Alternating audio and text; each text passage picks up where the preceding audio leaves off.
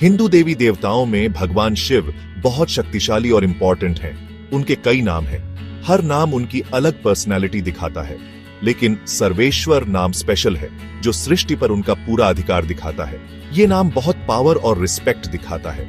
सर्वेश्वर संस्कृत का शब्द है, 2 शब्दों से बना है, सर्व और ईश्वर। सर्व मतलब सब या सब कुछ, पूरी दुनिया। ईश्वर मतलब भगवान जो दुनिया को बनाते हैं और चलाते हैं। दोनों मिलकर शिव जी को सबसे बड़ा भगवान बताते हैं, जो पहले थे, अभी हैं और हमेशा रहेंगे। वो सिर्फ देवताओं में एक देवता नहीं, वो देवताओं के देवता हैं जो पूरी दुनिया में हैं। सर्वेश्वर सिर्फ नाम नहीं, एक एक्सपीरियंस है। ये समझना है कि सब चीजें जुड़ी हैं। ये जानना है कि अलग अलग दिखने वाली दुनिया में एक ही पावर है। ये पावर भगवान शिव में है, जो दुनिया बनाते हैं, जीवन चलाते हैं और सबका डेस्टिनेशन है।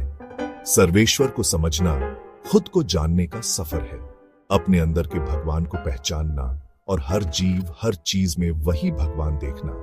अलग होने का भ्रम छोड़कर सबको जोड़ने वाली एकता को अपनाना। सर्वेश्वर स्पिरिचुअल जर्नी का अंत है, जहां हम अपने ईगो से ऊपर उठकर उस पावर से जुड़ जाते हैं जो हर जगह है।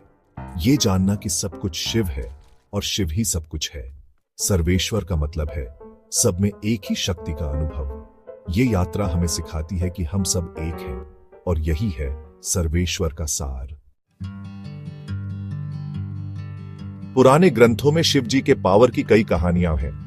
ये कहानियां पीढ़ी दर पीढ़ी चलती आई हैं, जो उनके पावर और दुनिया के नियंता होने की याद दिलाती है। पुराणों में एक कहानी है भगवान विष्णु और नारद जी की। नारद जी विष्णु जी से उनके पावर के बारे में पूछते हैं, तो विष्णु जी कहते हैं कि वो भी शिव जी के आगे झुकते हैं। एक और कहानी में देवता और दानव अमृत के लिए समुद्र मंथन करते हैं। जहर निकलता है जो दुनिया को खत्म कर सकता था, तब शिव जी उसे पी जाते हैं और दुनिया को बचाते हैं। ये कहानियां शिव जी के पावर और दुनिया के लिए उनकी केयर दिखाती हैं। शिव जी की महिमा अनंत है और उनकी कहानियां हमें उनके महानता की याद दिलाती हैं। महाशिवरात्रि जैसे पर्वों पर भक्त उनकी पूजा करते हैं और उनकी शक्ति का गुणगान करते हैं। शिव जी सिर्फ दुनिया के ही नहीं, समय और सृष्टि के भी मालिक हैं। उन्हें नटराज के रूप में दिखाया जाता है, जिनका नृत्य सृष्टि और विनाश के साइकिल को दिखाता है।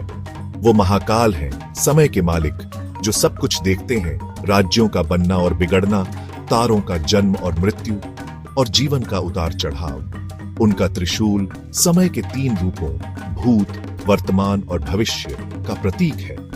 वो आदि योगी भी हैं, जिन्होंने मेडिटेशन से दुनिया बनाई। वो सोर्स हैं जहां से सब कुछ शुरू होता है और जहां सब लौटता है। सेक्शन 5, विनाश और उनका नृत्य। भगवान शिव विनाश से जुड़े हैं, लेकिन यह विनाश बुरा नहीं है। ये दुनिया के साइकिल का हिस्सा है, जो नई शुरुआत के लिए जरूरी है। जैसे पुराने को हटना पड़ता है नए के लिए, शिव जी का विनाश पुराने को हटाकर नए के लिए जगह बनाता है। वो पुराने को नए में बदलते हैं, जीवन और एनर्जी का फ्लो बनाए रखते हैं। उनके विनाश से डरने की नहीं, उसे नई शुरुआत के लिए जरूरी समझने की जरूरत है। ये याद दिलाता है कि अंत हमेशा के लिए नहीं, बल्कि नए जन्म के लिए मौका है। शिव का नृत्य हमें सिखाता है कि हर अंत एक नई शुरुआत का संकेत है। सेक्शन 6, रूप का राज, शिव जी के रूप का रहस्य। शिव जी के हर रूप का गहरा मतलब है, जो उनके अलग अलग रूप और दुनिया में उनकी रोल दिखाता है। उनकी जटाएं, जहां से गंगा निकलती है, जीवनदायिनी प्रकृति और तत्वों पर उनका कंट्रोल दिखाती है। उनके माथे का चांद समय पर उनका कंट्रोल और जन्म मरण के साइकिल से ऊपर उठना दिखाता है। उनके गले का सांप कुंडलिनी एनर्जी, जो हर व्यक्ति में होती है, उसे दिखाता है। उनका नीला गला जहर पीने से हुआ, जो दुनिया को बचाने के लिए उनकी दया और सैक्रिफाइस दिखाता है। ये सब मिलकर सर्वेश्वर की इमेज को और भी मीनिंगफुल बनाते हैं। शिव जी के इन एट्रीब्यूट्स को जानकर हम उनके डिवाइन एसेंस को और गहराई से समझ सकते हैं। सेक्शन 7, समय के पार, शिव जी के भक्त। शिव जी की पूजा हर जगह और हर समय होती है। इतिहास में हर तरह के लोगों ने उनमें शांति और प्रेरणा पाई है। हिमालय में तपस्या करने वाले साधु से लेकर राजा तक सब शिव जी की पूजा करते हैं। महाभारत और रामायण में रावण और अर्जुन जैसे राजा और योद्धा शिव जी के भक्त थे। चोल राजवंश ने शिव जी के कई मंदिर बनवाए, जैसे तंजौर का बृहदेश्वर मंदिर। आज भी दुनिया भर में लाखों लोग शिव जी से गाइडेंस, स्ट्रेंथ और स्पिरिचुअल अवेकनिंग मांगते हैं। वो दयालु पिता, वाइज गुरु, रक्षक और शांति के सोर्स हैं। शिव जी के भक्तों के लिए उनका नाम ही एक मंत्र है जो जीवन को शांति और शक्ति से भर देता है। सेक्शन 8, भगवान को पुकारना। मुश्किल समय में सर्वेश्वर। सर्वेश्वर सिर्फ नाम नहीं, एक मैंट्रा है जिसमें भगवान का पावर है। सर्वेश्वर कहना दुनिया के सबसे बड़े भगवान के पावर और काइंडनेस को बुलाना है। मुश्किल समय में सर्वेश्वर कहने से शांति और स्ट्रेंथ मिलती है। ये याद दिलाता है कि बुरे समय में भी भगवान हमारे साथ है, हमारा ध्यान रख रहे हैं। ये नाम मन को शांत करता है, आत्मा को जगाता है और हमें उस प्यार और विजडम से जोड़ता है जो हमारे अंदर है। सेक्शन 9, अंदर का कॉस्मिक डांस।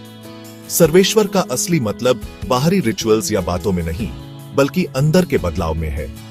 ये अपने अंदर के भगवान को पहचानने और सृष्टि और विनाश के कॉस्मिक डांस के साथ जीने का मैसेज है। ये याद दिलाता है कि हम दुनिया से अलग नहीं, बल्कि उसका हिस्सा है जो कॉस्मिक कॉन्शियसनेस से जुड़े हैं। सर्वेश्वर के साथ जीना अवेयरनेस, काइंडनेस और भगवान की इच्छा के साथ जीना है। हर जीव में भगवान देखना, जीवन में खुशी ढूंढना और ये सच्चाई अपनाना कि हम सब जुड़े हैं, सर्वेश्वर का हिस्सा है। ये कॉस्मिक डांस हमें सिखाता है कि जीवन में हर पल का आनंद लें और हर अनुभव को गहराई से महसूस करें।